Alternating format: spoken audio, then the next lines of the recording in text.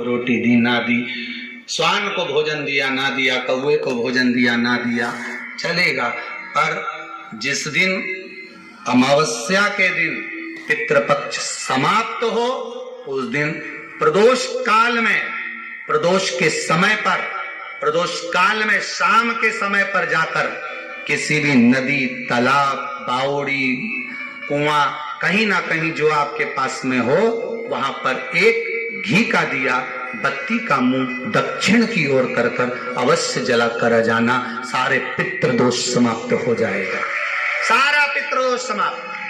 अमावस्या के दिन किसी भी जलाशय के पास में, नदी, तालाब, बावड़ी, कुआं, जो आपके शहर में, आपके गांव में, आपके नगर में हो, वहां जाकर लगाए। अगर नदी, तालाब, बावड़ी, कुआं नहीं है तो पीपल का वृक्ष हो या बेलपत्री का वृक्ष हो या बट का वृक्ष हो, उसके नीचे लगा दो प्रदोष काल में। और अमावस्या के दिन लगाएं जरूर। क्यों? क्योंकि अमावस्या 16 दिन तक पितृ मृत्यु लोक में आने के बाद में भोजन ग्रहण करते हैं। अमावस्या के दिन पितृ शाम के समय प्रदोष काल में शंकर भगवान का नाम जाप कर कर नदी, तालाब, बावड़ी पर पानी पीने जाते हैं। वहां से जल का आचमन कर कर पितृ अपने लोक को चले जाते हैं प्रदोष काल के समय पर। इसलिए प्रदोष काल में जलाशय के पास में, बावड़ी, कुआं, नदी, तालाब के किनारे पर दिया लगाया जाता है दक्षिण की ओर मुख कर कर बत्ती का। तो पितृ आशीर्वाद देते हुए जाते हैं कि फलो फूलो, आगे बढ़ो, उन्नति करो, तरक्की करो। ये पितरों का आशीर्वाद रहता है, पितरों का वर रहता है। आप देंगे उसको मिलेगा, कुछ करा ना करा। फिर अमावस्या के दिन, जिस दिन पितृपक्ष समाप्त हो, उस दिन दिया दक्षिण की ओर बाती का मुख कर कर लगा। महाराज 1 रुपए कमाते हो, 1.25 रुपए खर्च होता है, मानसिक टेंशन बना रहता है। घर में एक व्यक्ति बीमार है, ठीक हुआ, दूसरा बीमार पड़ गया, दूसरा ठीक हुआ, तीसरा बीमार पड़ गया, तीसरा ठीक हुआ, चौथा बीमार पड़ गया। मतलब कहीं ना कहीं पितृ का भाव, पितृदोष का बढ़ना है। किसी ने कहा तुमसे कि तेरे यहाँ पितृदोष है, तूने ब्राह्मण को भोजन करा दिया, पिंडदान करा दिया, तर्पण करा दिया, तिलांजलि करा दी, गया जी का श्राद्ध कर दिया, हरिद्वार चली गई, वहां पिंडदान करवा दिया, ब्राह्मण भोज करवा दिया, तिथि पर भोजन करवा दिया, सब कुछ करवा के देते। अब एक काम और करके दे रहे, एक काम और करके दे रहे हो।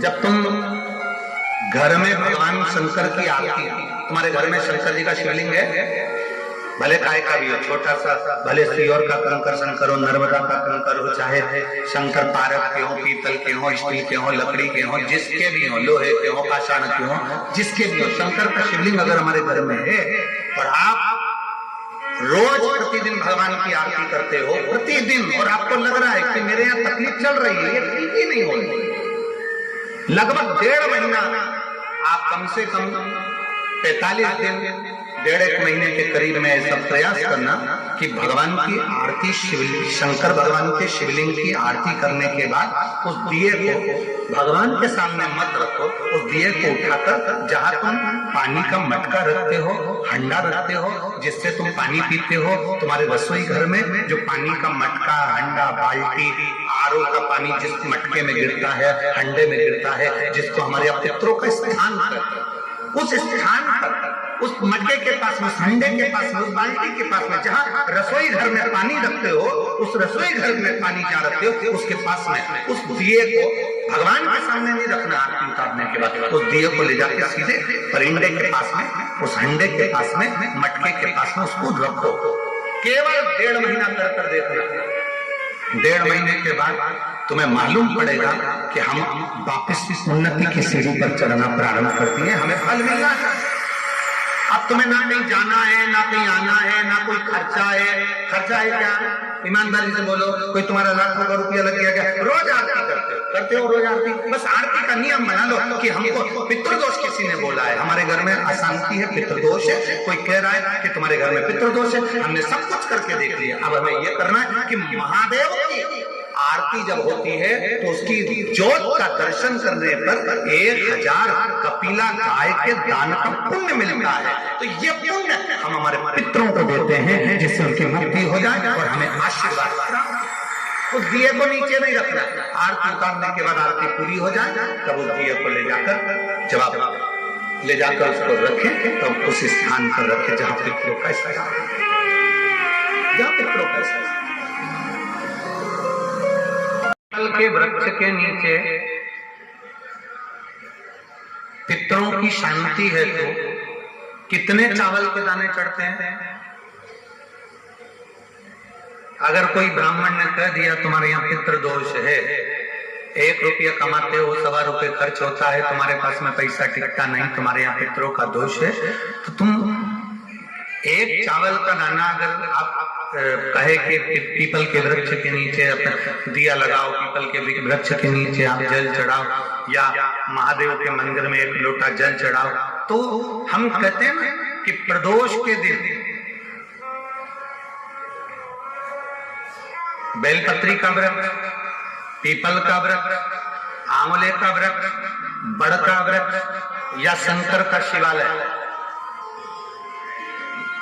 फिर से सुन लेना, पीपल का वृक्ष, बेलपत्र का वृक्ष, आंवले का वृक्ष, बट का वृक्ष या फिर शंकर का, जम के बोलो, शिवालय।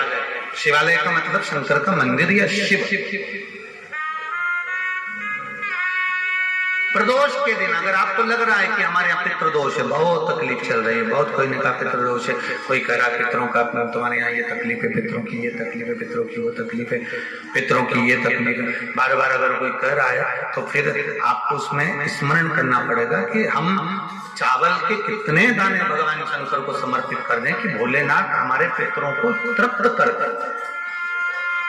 हम तृप्त नहीं करेंगे, हमारी सामर्थ्यता नहीं है कि हम पितरों को तृप्त कर सकते। आप में से कोई है जो पितरों को तृप्त कर सकता है? संसार में कोई नहीं जन्मा जो अपने पितरों को, अपने पूर्वजों को तृप्त कर दे। गया जी का पिंडदान कर लो, तर्पण कर लो, तिलांजलि दे दो, घर में ब्राह्मण भोज करा दो, साधु भोज करा दो, संत भोज करा दो, तुम दुनिया भर का सारा 50 काम कर लो, उसके बाद भी तुम पत्रिका किसी को दिखाओगे तो वो भी कह देगा तुम्हारे यहाँ, फिर वापस कहेगा कि पितृ दोष है। अब तुमने अभी इतना अनुष्ठान करा, इतना पिंडदान करा, इतना तर्पण करा, इतनी तिलांजलि करी, इतना सब कुछ करा, इसके बाद वापिस पितृदोष आ गया, फिर वापिस पितृदोष। क्यों? दुनिया में ऐसा कोई नहीं जन्मा जो अपने पितरों को तृप्त करता। आप अपने घर के लोगों को तृप्त नहीं करते, जो जिंदा हैं वो उनको बोलो री भाई जीजियो, सही है कि गलत है? जो जिंदा हैं, माँ बाप अपने बेटे के लिए कितना भी कर ले, कितना भी, आखिरी में एक दिन बेटा कह देता तुमने हमारे लिए क्या किया। बहू के लिए कितना कर लो, आखिरी में बहू कह देगी वो तो जेठानी को ज्यादा करती है, देवरानी को ज्यादा करती है, हमको करती है, अपनी ननद को ज्यादा करती है, बेटी को ज्यादा करती है, बेटी को लगता है कि बहू को ज्यादा करती है, दामाद को लगता है बेटी को ज्यादा करती है, नाती पंती सबको कितना भी कर लो, तुम अपने अड़ोसी पड़ोसी तुम्हारे रिश्तेदारों को तुम कितना भी दे लो, कितना भी कर लो, पर जब ये तृप्त नहीं हुए तो वो बोलो तो कैसे हो जाएगा? अपनी सामर्थ्यता है, अपनी सामर्थ्यता है कि अपनी तृप्त कर ले उनको, अपनी कोई सामर्थ्यता नहीं है कि अपन पितरों को तृप्त कर ले, या अपनी सामर्थ्यता के अंतर्गत नहीं, ये अपनी सामर्थ्यता नहीं है कि हम अपने पूर्वजों को, अपने पितरों को तृप्त कर। तृप्त कौन करेगा?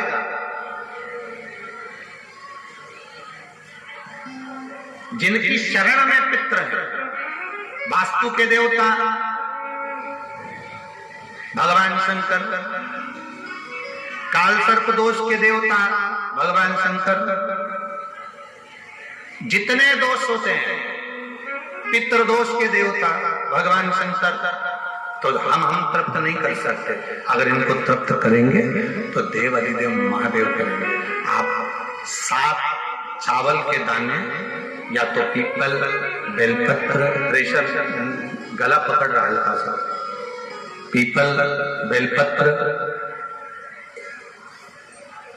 आंवला, बटवृक्ष या फिर शिवालय, प्रदोष के दिन 7 चावल के दाने आप इन जगह में से कहीं पर भी अगर आप समर्पित कर देते हैं तो उसके बाद आप जो जिंदगी जी रहे हैं और 3 महीने फिर आप अंदाजा लगा कर देखना कि आपने जो 7 चावल के दाने इन स्थान पर अगर आपने समर्पित करे तो उसका फल पितरों को मिला कि नहीं मिला और उसका फल हमें प्राप्त हुआ।